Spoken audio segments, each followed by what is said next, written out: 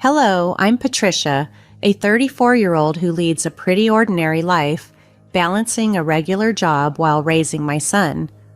Romance wasn't a big part of my life until I hit my 30s. That's when, concerned about me being single, my parents introduced me to William. He seemed perfect, deeply committed to his family, which resonated with my values. We married, and it felt like everything was falling into place. A real-life fairy tale. 8 months into our marriage, our lives took a dramatic turn. William called me several times one day, sounding exhausted. When I returned his calls, he broke the news that his father, Paul, had suddenly collapsed at home and was rushed to the hospital. Unfortunately, Paul passed away, leaving a void in our lives, especially for William's mother, who was left to cope alone. William stepped up, spending a lot of time with her, taking her out, and even planning trips to help her through her grief. The situation became complicated when I won a trip to the Hawaii through a contest.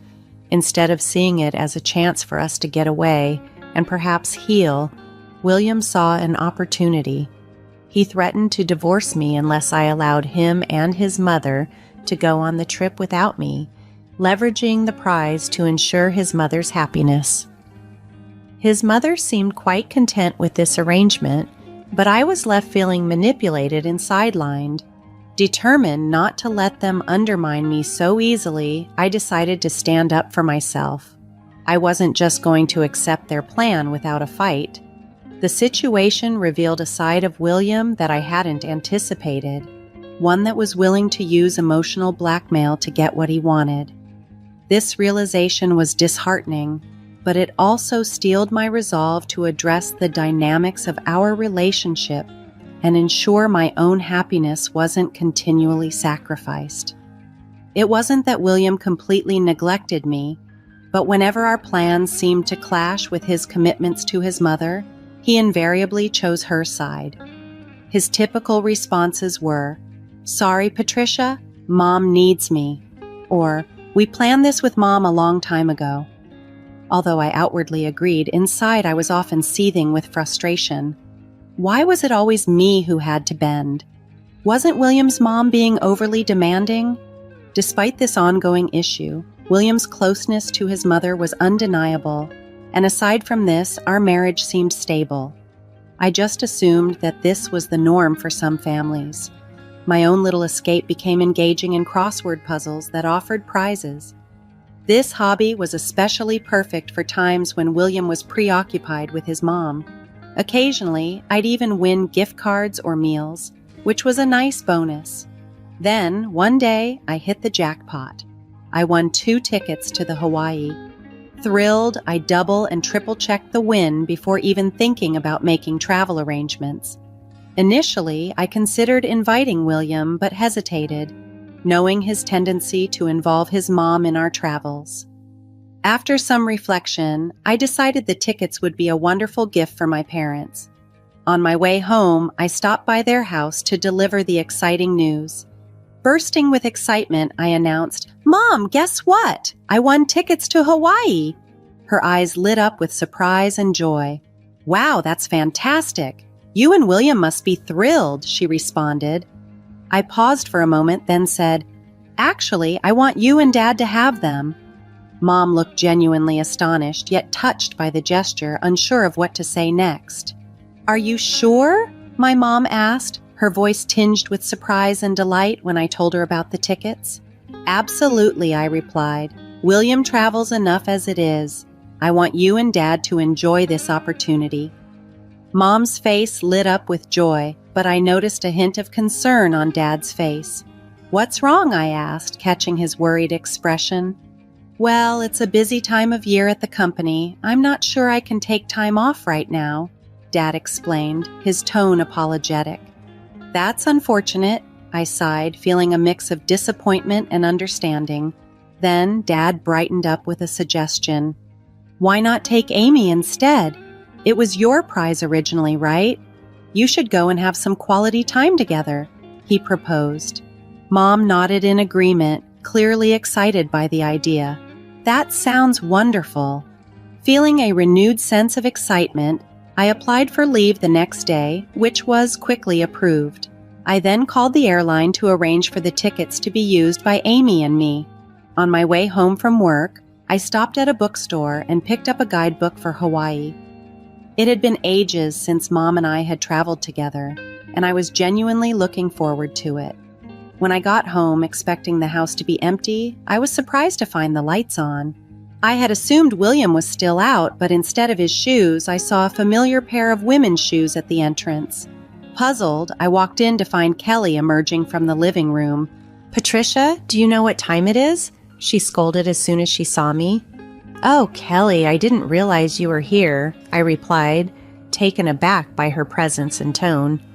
"It's not just about me being here. It's late, and William will be back soon," she continued, her voice carrying a note of reproach.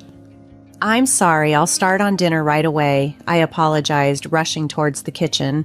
But Kelly didn't stop there. She launched into a critique of my absence, making it clear she expected more from me in managing the household. Her words stung, but they also reminded me of the ever-tightening boundaries in my life that I was increasingly determined to expand. Kelly questioned my commitment as a daughter-in-law with a heavy sigh, attributing my perceived lapses to my job. According to her, my priorities should place home significantly ahead of work. She often used her spare key to drop in unannounced, especially since she lived close by. Kelly clung to outdated views about the role of a daughter-in-law, expecting me to dedicate myself to serving William and his family without any objections. Her persistent critiques made it increasingly difficult for me to feel any warmth towards her. While I was unpacking groceries and starting to prepare dinner, Kelly's voice cut through the air with sudden urgency. "Wait, what's this, Patricia? Are you planning a trip to Hawaii?" She had stumbled upon the guidebook I had just purchased. "Kelly, why are you rummaging through my things?" I asked, frustration coloring my tone. "That's not the point. Why are you planning to go to Hawaii?" she demanded, her voice sharp. "I won a trip in a contest. I was planning to give it to my mom," I explained, trying to maintain my composure. "I haven't heard anything about this. Why should I?" Kelly snapped back, her demeanor confrontational. Our argument was abruptly cut off by William's arrival. Kelly wasted no time in informing him about her discovery, pointing at me accusingly. "William, listen, Patricia's being thoughtless. Did she do something wrong?" she prodded him. William turned to me, his expression stern. "What's going on here?" he demanded. "I won the trip and wanted to give it to my parents, but since Dad can't go, I thought Mom could go with me," I replied calmly, trying to explain the situation before it escalated further. "Why didn't you discuss this with me first?" William asked, his tone a mix of confusion and irritation. "It's my prize, William," I said, my frustration evident as I faced him. "What's the big deal? You always travel with Kelly." "It's not the same. Mom and I only go on trips within the country. We haven't been abroad in years," William countered, his voice rising. "How could you decide this without talking to me?" He slammed his hand on the table, cutting me off. "You're getting too bold for a daughter-in-law. Mom and I are going, and you're staying home, Mommy," he declared, his choice of words making me wince at their childish tone. "Wait a minute, you've had enough of this trip," I said, trying to maintain my composure. "If you're not happy, let's talk about divorce then." I couldn't believe I was hearing him use the threat of divorce over something like this. It seemed utterly ridiculous. Fuming, I shot back. "I won this trip fair and square. I've already decided to give it to my mom. Can't you see the signs for once? Mom wants to go. When does it end with always putting Kelly first? You never consider how I feel." "I don't care how you feel. Like I said, this trip is for me and Mommy. Stay home and behave," William insisted coldly, his dismissive attitude chilling. My affection for William was quickly diminishing. It was clear I ranked lower than Kelly in his priorities. I couldn't keep dealing with this ridiculous dynamic. I calmly told William, "Fine, do what you want and enjoy your trip. You should have listened in the first place." "Do what you want. William replied dismissively, a far cry from the caring person I once knew. Meanwhile, Kelly looked smug and victorious, reveling in the turn of events. Deciding I needed space, I resolved to leave the house while they were away on their trip. The distance would give me time to think and perhaps figure out a way forward from this deepening rift. I decided to let William and Kelly go ahead with the vacation plans. The next day, I called the airline to transfer the tickets to William and his mom. However, the conversation took an unexpected turn. The airline representative sounded concerned as they informed me, "I'm sorry, but once the participants are confirmed, we can't change them." "Is that so?" I asked, a wave of disappointment washing over me. "Yes, and this ticket requires the actual winner to be one of the travelers. So, if it's your husband and mother-in-law, the ticket won't be valid," the operator explained. "So if I don't go, the ticket is useless?" I clarified, seeking confirmation on the restriction. "Exactly. Please check the documents we sent you. They mention this condition," they advised. After reviewing the documents, it became clear that only the winner, which was me, could use the ticket, and it couldn't be transferred. I decided against telling William and Kelly immediately and instead made plans for them to travel at their own expense if they chose to do so. That evening, after returning from work, I casually brought up the topic of the Hawaii trip to gauge William's thoughts. "Hey, how about that trip?" I initiated. "Yeah, did you talk to the airline? Are Mommy and I all set to go?" William asked eagerly, his anticipation evident. "I did call them," I said, handing over the winning documents along with the tickets. "Here are the documents and the tickets." "I only need the tickets. I won't bother reading the documents," William replied dismissively. "But there might be important details in there, especially since it's an international trip," I suggested, hinting at the necessity of understanding the ticket conditions. "I don't think I need to. Mommy and I are just excited about the trip." William brushed off my suggestion, his focus solely on the upcoming vacation. As William skimmed over the necessity of reading the fine print, I felt a mix of frustration and resignation. It was clear that the details, which were crucial to the trip's feasibility, were being overlooked in the rush of excitement. With William's dismissive attitude towards the details of our travel documents, I could only hope he would eventually pay attention to the information they contained. "And I have got it covered. We're efficient, unlike you," he retorted dismissively. "Fine, whatever. I'll leave them here just in case," I replied, placing the documents on the table, knowing well that William might overlook the vital details they held. As expected, on the day of their trip, after making sure William had left, I packed my bags and headed to my parents' house for a quiet stay. While unpacking, the anticipated call from William came through. As soon as I picked up, he burst out, "Hey, what's going on? They're saying the ticket can't be used." "That's right. If the winner doesn't go, the ticket is invalid," I explained calmly, trying to keep the conversation as neutral as possible. "What? Why didn't you tell me this earlier?" William demanded, his voice a mixture of confusion and frustration. "I did tell you. Remember, I mentioned it might be a good idea to read the instructions," I reminded him, hoping he'd recall our earlier conversation. "You mean it was written in those documents you gave me?" William asked, his frustration evident. "Exactly. It's your fault for not reading. This is ridiculous," I replied, maintaining my composure despite his growing agitation.